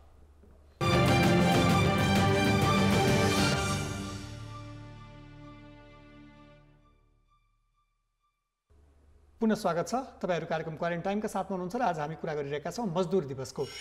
सुप्रल, मजदुर दिवसकै कुराकानी गर्दाखेरि चाहिँ अहिले धेरै मजदुरहरूले आफ्नो रोजीरोटी गुमाएको अवस्था छ। यस्तो अवस्थामा लकडाउनकै अवस्थामा मजदुर दिवस मनाउनु परेको अवस्था छ। यसमा चाहिँ विभिन्न यो मजदुरसँग सम्बन्धित रहेर पेशागत क्षेत्रमा प्रतिनिधित्व गर्ने केही व्यक्तिहरू अहिले हाम्रो प्रत्यक्ष सम्पर्कमा हुनुहुन्छ। यसबीच चाहिँ जगत सिमखडा जो प्रदेश सांसद पनि हुनुहुन्छ र अखिल नेपाल मजदुर महासङ्घको अध्यक्ष पनि हुनुहुन्छ। त्यस्तै अर्को हाम्रो हुनुहुन्छ अजय राईजी। उहाँ चाहिँ अब नेपाल ट्रेड युनियन काङ्ग्रेसका भाइस प्रेसिडेन्ट हुनुहुन्छ र साथसाथै इन्टरनेसनल ट्रान्सपोर्ट वर्कर्स फेडरेसनका ग्लोबल बोर्ड मेम्बर पनि हुनुहुन्छ। अजयजी र जगतजीलाई हामी कार्यक्रममा स्वागत गरौँ। अजयजी, जगतजी, कार्यक्रममा स्वागत छ। धन्यवाद। आज अन्तर्राष्ट्रिय श्रमिक दिवसको अवसरमा चाहिँ हामीले विशेषतः श्रमिक वर्गको कुराहरूबारे, मुद्दाहरूको बारेमा कुरा गर्दैछौँ र अब अहिले चाहिँ नेपालमा चाहिँ अब आज एउटा समाचारमा पनि आएको थियो, रोजगारी गुम्न सक्ने चाहिँ सङ्ख्या बढ्न सक्छ भनेर चाहिँ समाचार आएको छ। अब यसमा तपाईँहरूले चाहिँ अहिलेको अवस्थालाई चाहिँ कसरी चाहिँ विश्लेषण गर्नुहुन्छ? अजयजीबाट सुरु गरौँ न। यसलाई तपाईलाई आयोले पछिल्लो प्रक्षेपण गरे अनुसार तपाईलाई करिब पछिल्लो तथ्याङ्क अनुसार विश्वव्यापी रूपमा हाराहारी 6 अरब उमेर समूहका मान्छे रोजगारका लागि तपाईलाई सक्षम छन्। त्यसमध्ये तपाईलाई करिब करिब 4.25 अरब मान्छे रोजगारीमा छन् हैन। त्यसपछि 2 अरब हाराहारीका मान्छे तपाईलाई अनौपचारिक स्तरमा काम गर्छन् र त्यसमध्ये पछिल्लो तथ्याङ्क अनुसार 2.5 करोड मान्छेहरू जो खाद्य तथा आवास क्षेत्रमा काम गर्छन्, म्यानुफ्याक्चरिङमा काम गर्छन्, प्रशासनिकमा काम गर्छन्, ती सेक्टरका मान्छेहरू चाहिँ तपाईलाई त्यस्तो पर्यटनमा काम गर्छन्, ती मान्छेहरूको 2.5 करोडको तपाईलाई रोजगारी तपाईलाई समस्यामा पर्ने भन्ने देखिन्छ र यो दिनानुदिन बढ्दै नै जान्छ भन्ने देखिँदैछ। निसन्देह रूपमा यो ठुलो प्रकारको समस्या हो। यसैलाई हेर्दै गर्दाखेरि नेपालको हकमा अब त्यो आप्रवासमा भएका श्रमिकहरू, गल्फ लगायतका श्रमिकहरूको पनि लाखौँको सङ्ख्यामा चाहिँ घर फिर्तीका कुराहरू आइरहेको छन्, नेपालमा पनि जोडिएको छ। त्यसकारण यो त भोलिको दिनमा चाहिँ कोभिड-19 को तर्फबाट चाहिँ इम्प्याक्ट चाहिँ तपाईलाई ग्लोबली तपाईलाई विश्वव्यापी रूपमा जुन रोजगारीको सङ्ख्या चाहिँ तपाईँ अझै बढ्ने देख्दछु मैले चाहिँ हेर्दा। अजयजी, तपाईँसँग फेरि पनि हामी आउनेछौँ। अहिले चाहिँ एकछिन जगतजीतर्फ लागौँ। जगतजी, अहिले चाहिँ जुन हिसाबले यो कोभिड-19 कारण, यो कोरोना भाइरसको कारण श्रमिकहरूले अहिले तत्काल बिहोरेको समस्याहरू र यसले दीर्घकालीन पर्ने प्रभावहरू यहाँले के कस्ता देख्नु भएको छ?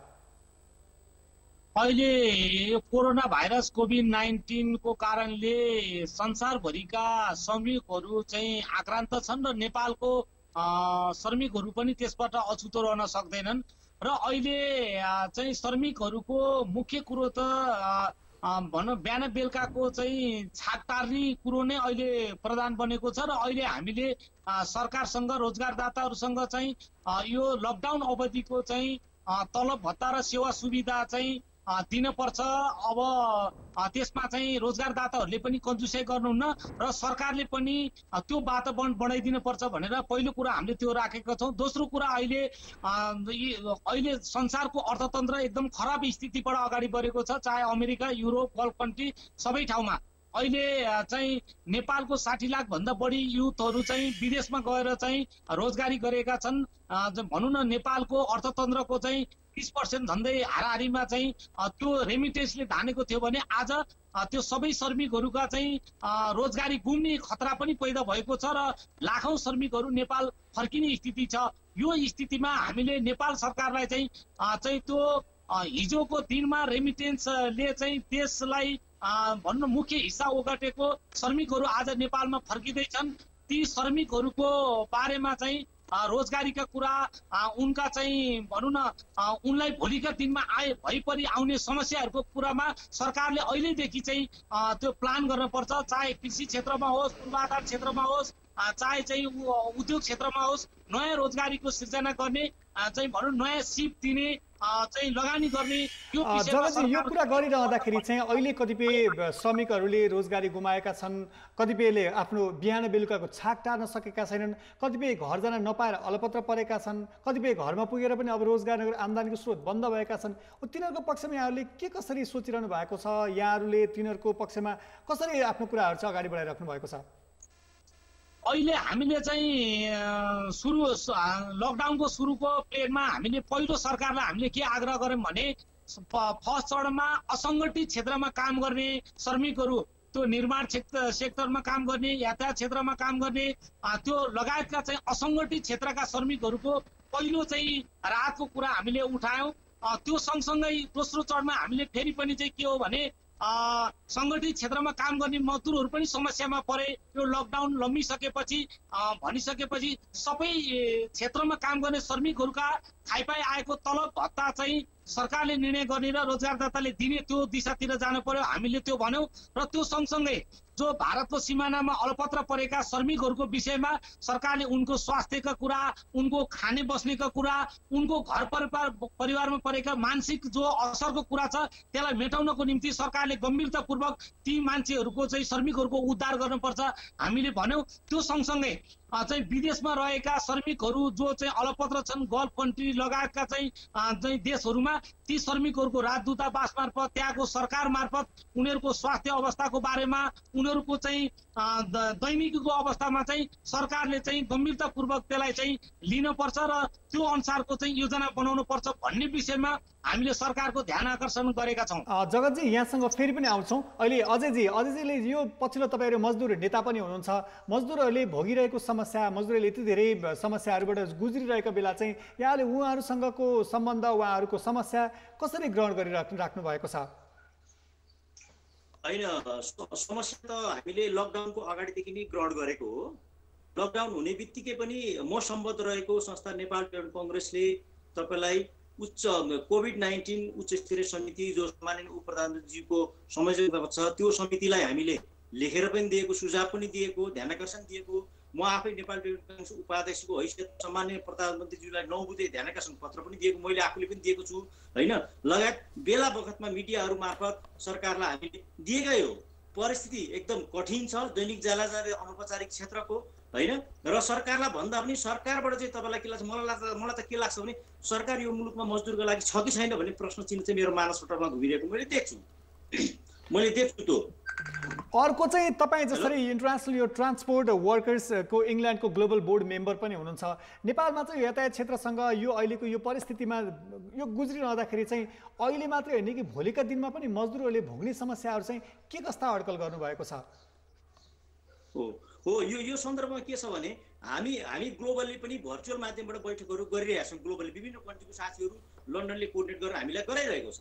र अहिले भएका दैनिक जालादारी अनौपचारिक क्षेत्रका श्रमिकलाई राहतका कुरामा त सरकारले प्रभावकारी रूपमा काम गर्नै सकेन, किनभने सरकार आफै कुर्सीको खिचातानीमा छ आफ्नै पार्टीभित्र होइन। उनीहरूलाई कोभिड-19 को यो महामारीको सन्दर्भमा त खासै ख्याल भएको जस्तो मलाई लाग्दैन होइन। त्यसकारण त्यो ट्रान्सपोर्ट सेक्टर अब आफ्टर लकडाउन पछि के गर्ने त? विभिन्न उद्योगहरू तपाईँले यातायातको भन्नुभयो, यातायातको सन्दर्भमा यातायात कसरी चलाउने त? कुनै सर्टेन ठाउँमा चलाउने हो कि पहिलो चरणमा, दोस्रो चरणमा के गर्ने? त्यो चालकलाई तपाईँलाई ट्रान्सपरेन्ट एउटा केहीले घेराबन्दी गर्ने हो कि पछाडिको ढोकाबाट पेसेन्जर हाल्ने हो कि पेसेन्जर यतिजना मात्रै हाल्ने भन्ने सिस्टम बनाउने हो कि तपाईँलाई क्यास पेमेन्टको व्यवस्था गर्ने हो कि कन्डक्टरले नलाइकन? त्यो सम्पूर्ण कुराहरू विविध कुराहरू छन्, हामी छलफल गर्छौँ ग्लोबल्ली हामी। तर त्यो कुराहरू सरकारले ग्रहण गर्नको लागि लिनको लागि त सरकारले ट्रेड महासङ्घहरूसँग र सेक्टोरियल युनियनहरूसँग बसेर छलफल त गर्नु पर्यो नि। हाम्रो गुनासो नै त्यही हो। लकडाउनको बेलादेखि तपाईँलाई एकचोटि उद्योग मन्त्रीले बोलाउनु भयो, तपाईँलाई उद्योग कसरी खोल्ने, अत्यावश्यक उद्योग कसरी खोल्ने भन्ने सन्दर्भमा पछिल्लोचोटि श्रम मन्त्रालयले होइन कि श्रम विभागले बोलायो मन्त्रालयमा। के का लागि भन्दाखेरि औपचारिक क्षेत्रको श्रमिकलाई के गर्ने भने अनौपचारिक जाँदाखेरि होइन कि समग्र नै होइन, फेरि तपाईँ बोलायो भनेपछि लाइन मिनिस्ट्रीले तपाईँलाई अहिलेसम्म बोलाएर भोलिको यातायात कसरी गर्ने, यातायातमा काम गर्ने श्रमिकलाई कसरी सुरक्षित गर्ने भन्ने सन्दर्भमा बोलाएको छैन। त्यो रेस्पोन्स नै गरेको छैन सरकारले। त्यसकारण सरकार एकाङ्की ढङ्गले अगाडि आफू बढेको देखिन्छ। यदि बोलाएर छलफल गऱ्यो भने हामीले इनपुट दिन सक्छौँ नि त, यसो गरौँ भनेर। त्यसकारण सरकार सबभन्दा पहिले श्रमिकका पक्षमा, कोभिड-19 का पक्षमा कसरी यसले इम्प्याक्ट पार्छ लकडाउन। नेपालमा रहेका कामदारको अझै अब नेपालमा रहेका कामदारको समस्याहरू त यावत छन् र साथसाथै अब जो प्रवासमा रहेका नेपालीहरू छन् उहाँहरूको पनि समस्या चाहिँ धेरै छन्। केही प्रतिनिधि पात्रहरूको उदाहरण दिन चाहेँ मैले। हाम्रै अब अहिले सोसियल मिडियामा, हाम्रो सामाजिक सञ्जालमा आएका केही कमेन्टहरू राख्न चाहेँ मैले तपाईँलाई। महेश यादवजीले भन्नुहुन्छ 2 महिनादेखि काम छैन, अब फर्किएर काम पाउने हो कि होइन? हाम्रो गन्ती भने भोटको लागि मात्र हो भनेर महेश यादवजीले लेख्नुहुन्छ। र साथसाथै ललितजीले चाहिँ लेख्नुहुन्छ हामी नेपाल आउन चाहन्छौँ UAE-बाट, 2 महिनादेखि रुममा सुतेका छौँ, छिटो पहल गर्नु होला हाम्रो लागि सरकारसँग भनेर चाहिँ लेख्नुहुन्छ। अब यस्ता जो प्रतिनिधि पात्रहरू हुनुहुन्छ, प्रवासमा जो हुनुहुन्छ, काम पाउनु भएको छैन, उहाँहरूको भिजा सकिरहेको छ, उहाँहरूको हकितको लागि चाहिँ तपाईँहरूले कस्तो आवाजहरू उठाइराख्नु भएको छ? पहिला अजयजीबाट सुनौ, त्यसपछि जगतजीको पनि मैले सुन्न चाहेँ यो विषयमा। म सम्बद्ध नेपाल ट्रेड कङ्ग्रेसले प्रधानमन्त्रीज्यूलाई चैत्र महिनामा नै आप्रवासी श्रमिकहरूको सन्दर्भमा विभिन्न बुँदा राखेर तपाईँलाई हामीले ध्यानाकर्षण पत्र दिएका छौँ। त्यो ध्यानाकर्षण पत्रको रेस्पोन्स भयो जस्तो लाग्दैन मलाई। रेस्पोन्स भएदेखि त हामीलाई बोलाएर अथवा अन्य ट्रेड युनियनहरूलाई, सबै ट्रेड युनियनलाई बोलाएर आप्रवासी श्रमिकहरूको सन्दर्भमा के गर्ने, कसो गर्ने छलफल हुन्थ्यो होला नि त। हामीले पठायौँ, सरकार कानमा तेल हाल्न बसेको छ। हामीले पठायौँ, 9 वटा बुँदा पठाएको थियौँ। उनीहरूलाई कसरी ल्याउने, ल्याएपछि कसरी सुरक्षित तपाईँले क्वारेन्टाइनमा राखेर घर पठाउने, उनीहरू आइसकेपछि उनीहरूको जीविकोपार्जनका उनीहरू सिकेका दक्ष सिपरलाई कसरी लागू गर्ने सरकारले। यो प्रश्नमा जगतजीले अलि राम्रोसँग उत्तर दिनुहुन्छ कि किनभने सरकारसँग उहाँहरूको एउटा खालको सम्पर्क पनि भएको हुनाले सरकारले यस्ता कुराहरूलाई अलिकति समन्वय गर्नलाई कस्तो भूमिका खेलिरहेको छ जगतजी? होइन, अहिले चाहिँ कस्तो भने अहिले तत्काल चाहिँ जस्तै भारत लगायतका चाहिँ जो यो चाहिँ भनौँ गल्फ कन्ट्रीमा भएको सबै श्रमिकलाई अहिले भर्खरै त्यो चाहिँ लकडाउनकै अवधिमा आजको भोलि ल्याउन पर्छ भन्ने चाहिँ अब त्यो स्थितिमा सरकारले कति थेक्न सक्छ, हाम्रो नेपालले कति सुरक्षाका कुरा पनि होला, रोगको संक्रमणको विषय पनि होला भने ती श्रमिकहरूलाई चाहिँ यो चाहिँ कोरोना त यतिकै हुन्न। अब यो बिस्तारै हुँदै जाँदाखेरि चाहिँ कम हुँदै जाँदाखेरि ती मजदुरहरूलाई नेपालमा ल्याउनको निम्ति सरकारले आफ्नो नागरिकलाई सुरक्षित राख्नको निम्ति त्यो प्लान बनाउनु पर्छ र त्यो विषयमा हामीले सरकारसँग छलफल गरिरहेछौँ र सरकारले राजदूतावासहरू मार्फत त्यहाँको सम्बन्धित सरकारका प्रमुखहरूसँग चाहिँ कुराकानी भइरहेको, छलफल भइरहेको भन्ने हामीले कुराकानी गर्दाखेरि चाहिँ त्यो जानकारीमा अहिले चाहिँ आएको छ। अरू थप विषयमा चाहिँ यो छलफलकै क्रममा छ र अहिले यो लकडाउनको चाहिँ यही बिचमा चाहिँ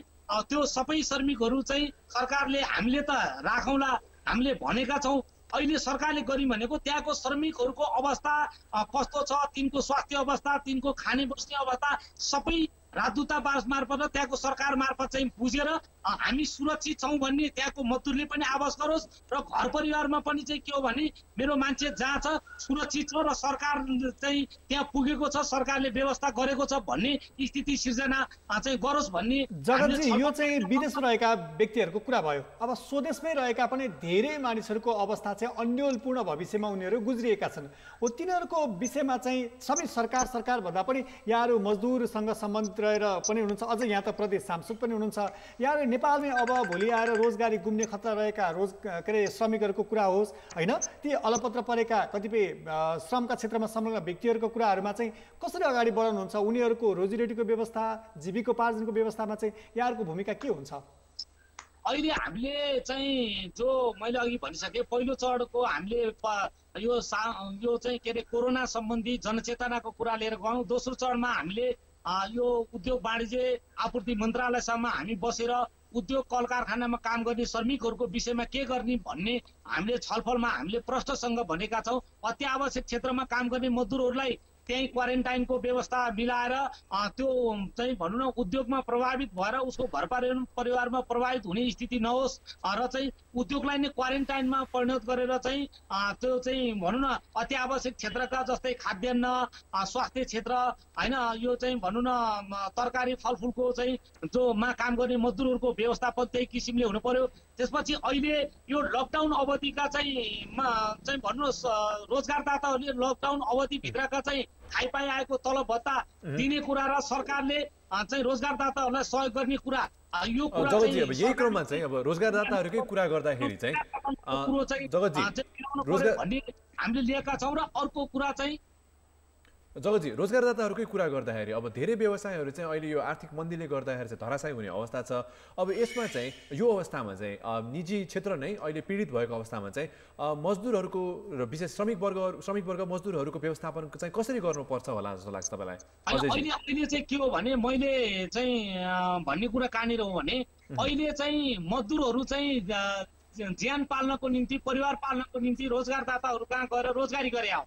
रोजगारदाताहरू मुनाफाको निम्ति उहाँहरूले चाहिँ भनौँ न चाहिँ व्यवसाय सञ्चालन गरे हो। एउटा मुनाफाको निम्ति व्यवसाय सञ्चालन गर्ने, अर्को बाँच्नको निम्ति श्रम बेच्ने, दुईटा हो। त्यस कारण अहिले त्यहाँ मिलाउने कुरा चाहिँ कहाँनिर हो भने अहिले चाहिँ जो श्रमिकहरूको सवालमा अहिले चाहिँ हामीले गर्ने कुरा चाहिँ कहाँनिर हो भने रोजगारदातालाई अप्ठ्यारो परेको छ। तपाईँले भनेको त सही हो, रोजगारदातालाई परेको अप्ठ्यारोको कुरामा चाहिँ रोजगारदाताले चाहिँ भनौँ ट्याक्स छुटका कुरा, सफ्ट लोनको कुरा, अनि त्यसपछि गएर चाहिँ जगतजी हामी तपाईँसँग फेरि फर्किनेछौँ। अजयजीलाई पनि मैले यही प्रश्न राख्न चाहेँ। अब जुन चाहिँ रोजगारदाताहरूलाई नै जुन समस्या परेको छ यसलाई पनि सरकारले सम्बोधन नगरेको भनेर धेरै गुनासोहरू चाहिँ हाम्रै कार्यक्रममा पनि आएको छ। तपाईँको यसमा के भनाइ छ? अजयजीलाई राख्न चाहेँ मैले यो सवालमा के हो भने 62-63 को जनआन्दोलन पछाडि नेपालको बजारमा के एउटा शब्द छायो भने लोक कल्याणकारी राज्य भन्ने छ हैन।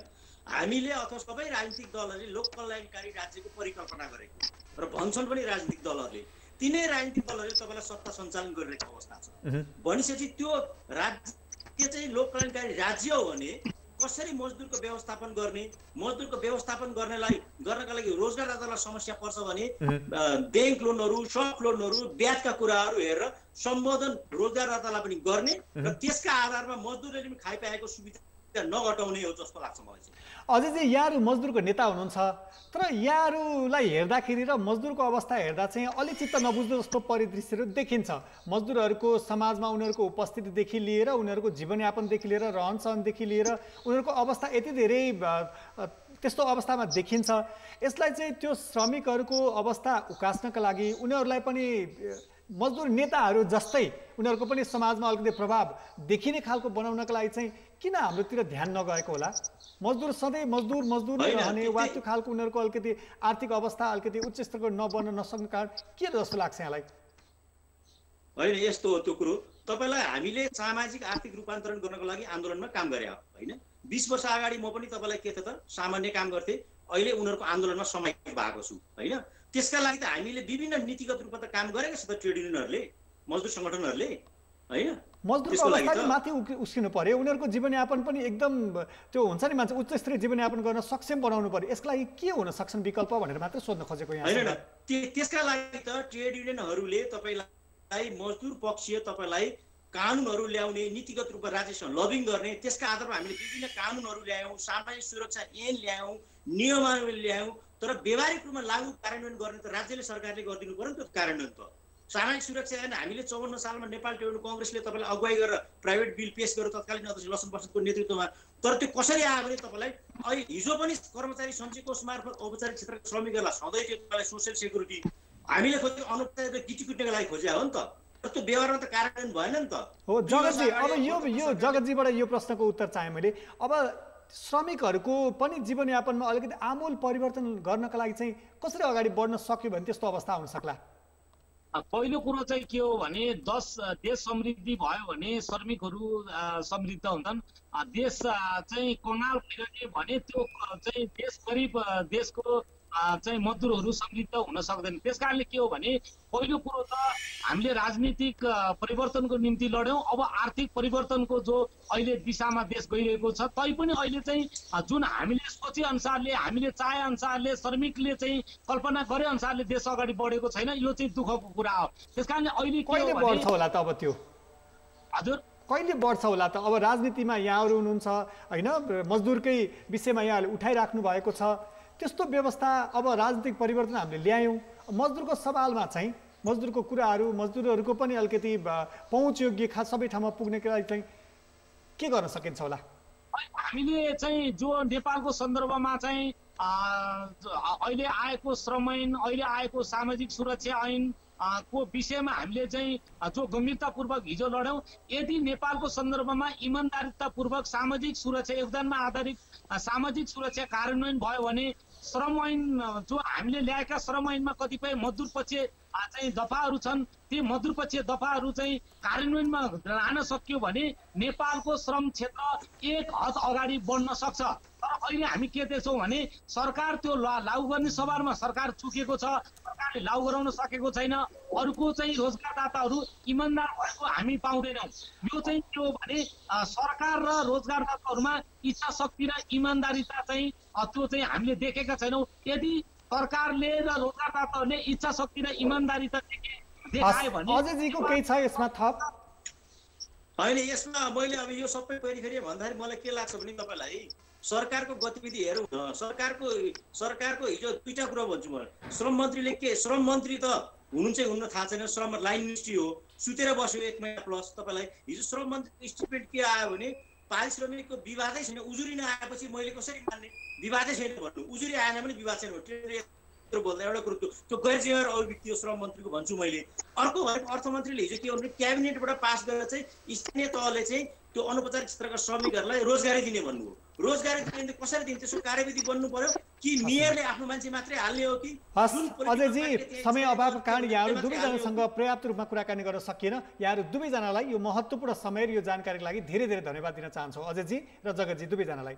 यहाँलाई पनि धन्यवाद। कार्यक्रम क्वारेन्टाइनमा आज हामीले चाहिँ विशेष अन्तर्राष्ट्रिय श्रमिक दिवस परेको अवसरमा चाहिँ विशेष श्रमिकहरूको मुद्दाबारे कुराकानी गऱ्यौँ र आज हामीले अब भविष्यमा आउन सक्ने चुनौतीहरूलाई चाहिँ कसरी सम्बोधन गर्नुपर्छ त्यसबारे पनि धेरै कुराकानीहरू गऱ्यौँ। यस्तै यावत विषयहरू लिएर कोरोना भाइरस कोभिड-19सँग सम्बन्धित जोडिएका विषयहरू लिएर तपाईँहरूको टेलिभिजन स्क्रिनमा भोलि 2:30 बजे हामी पुनः कार्यक्रम क्वारेन्टाइनमा आउनेछौँ। हाम्रो फेसबुक पेज